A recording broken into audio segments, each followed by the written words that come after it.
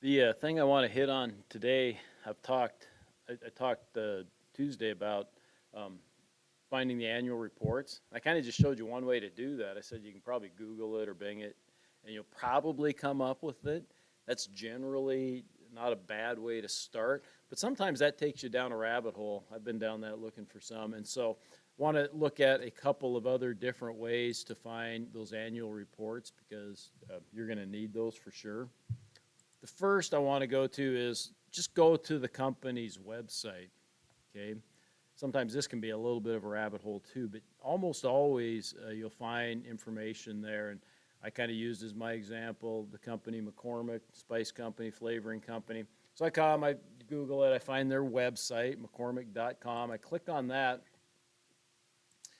That seemingly doesn't give me a lot. Of course, it's a retail company, so as I might expect, there's a lot of stuff that they want to try to sell me.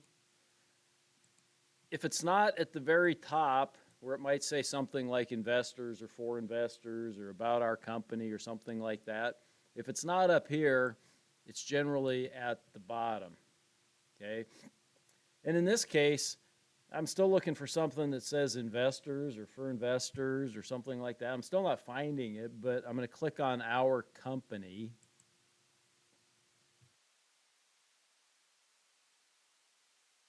Now something pops up, right? It says investors here, okay?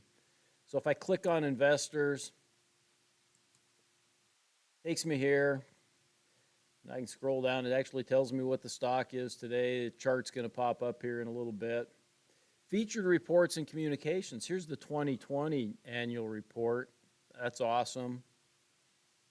Okay. I may want an older annual report though. So in their case, I'm going to come up here where it says financial information. Okay, and this is not identical for every company, so you might have to look around. They might call it something different. They might say forms and filings. It might say some things like that. In McCormick's case, it says financial information.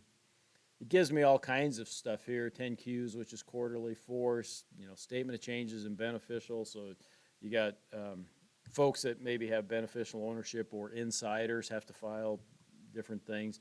But I just want to I can come here to this group. Oh, I want annual filings because I want the annual report, right?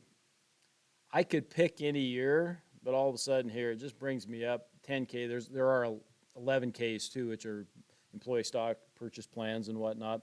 But it's the 10K that I'm looking for. And I can go back as many years as I want then to get the 10Ks, and I can get them in Word, Excel, PDF, or whatever the heck that is. Okay?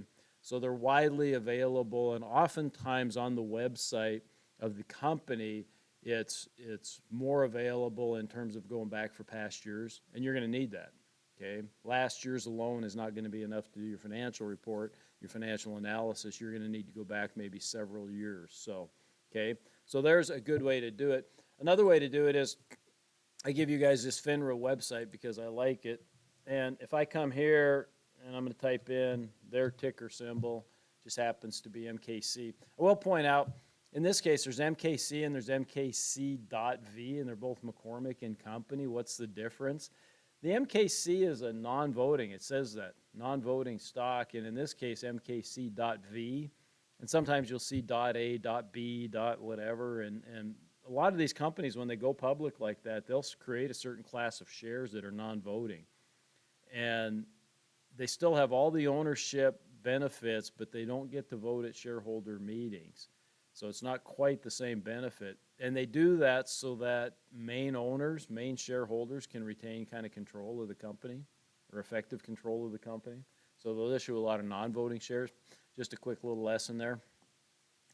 It actually wouldn't matter which one I picked on, which one I clicked on. I'm going to get this same thing. If I come down here at this site and it'll say filings, if I click on that, that should give me a list, that similar list to what I looked at before, right?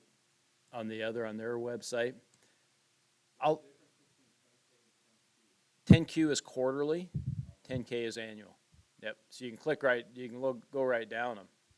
Now, the disadvantage here is that these are all in an HTML format, meaning if I click on this, it's going to bring it up